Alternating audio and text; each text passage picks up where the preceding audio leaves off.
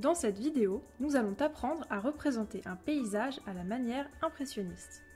On pourrait qualifier l'impressionnisme en 3 mots: bref, rapide et personnel. Bref, parce qu'il représente un sujet à un moment précis. Rapide, parce qu'il faut se dépêcher de le peindre avant que le paysage bouge ou que le temps ne change. Personnel, parce qu'il représente l'impression personnelle du peintre. Avant de commencer, téléchargez le modèle et la trame qui se trouvent en description de la vidéo. Pour cet atelier, vous aurez besoin de peinture gouache ou acrylique, de couleurs magenta, jaune, bleu, blanche et noire, d'une petite feuille de papier épais ou un carton comme celui d'un emballage de céréales, une palette ou une assiette, un pot d'eau, un pinceau, un crayon de papier et un torchon. Maintenant que vous avez tout ce dont vous avez besoin, vous pouvez commencer. Avec votre crayon de papier, reproduisez la base des contours du paysage. Maintenant, vous allez pouvoir commencer à peindre. Commencez par le ciel. Munissez-vous de votre pinceau et faites du bleu clair en mélangeant un peu de bleu dans du blanc. Ne mélangez pas trop vos couleurs, cela fera de jolies nuances. Étalez touche par touche le bleu clair sur votre feuille au niveau du ciel. Peignez rapidement, le but n'est pas d'être précis, mais vif. Sur le modèle, vous voyez le ciel et les nuages se refléter dans le canal. Utilisez donc les bleus du ciel pour peindre le canal. Essayez, si vous vous sentez à l'aise, de peindre dans le sens des choses. Par exemple, ici l'eau fait des petites vagues. Vous pouvez donc peindre en faisant de petites vaguelettes.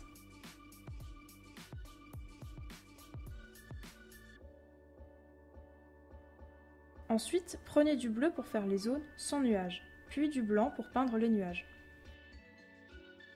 Ok, pour le bleu, c'est fait. Maintenant, passons au chemin. Il est gris. Pour faire un gris comme sur la photo, vous allez mélanger un peu de magenta, de jaune, de bleu et de noir et y ajouter une dose plus importante de blanc. Peignez votre chemin par touche. N'hésitez pas à rajouter de la nuance par endroit en mettant un peu de blanc dans votre gris. Ensuite, pour faire la verdure, vous allez faire un vert qui servira de base pour toutes les nuances. Mélangez le bleu au jaune. Maintenant, recouvrez par touche les zones vertes comme l'herbe et les arbres.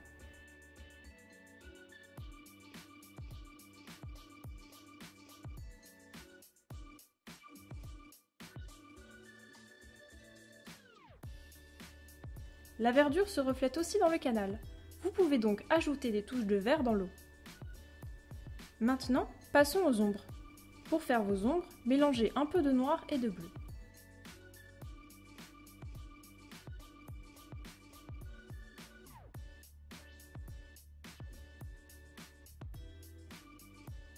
Une fois les ombres peintes, vous pouvez passer aux nuances. Sur notre modèle, nous retrouvons plein de différentes nuances de vert. Rajoutez donc à votre verdure des touches de kaki. Pour faire du kaki, ajoutez à votre vert de base un peu de jaune et de magenta.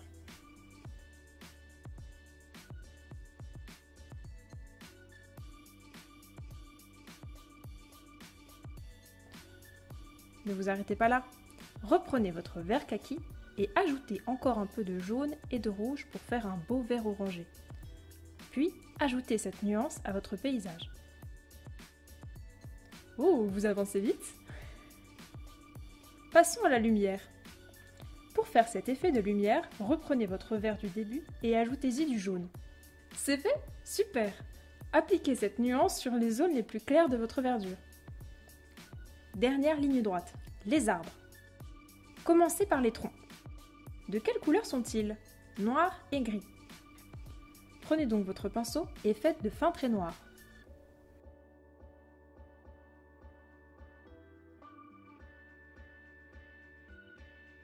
Plus que les feuilles.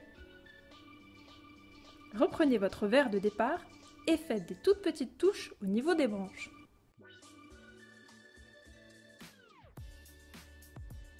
Et voilà, votre paysage impressionniste est terminé.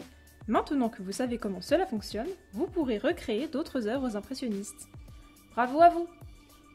N'hésitez pas à nous partager vos œuvres à l'adresse mail mudac@vosges.fr et nous les mettrons peut-être sur Instagram ou sur notre page Facebook.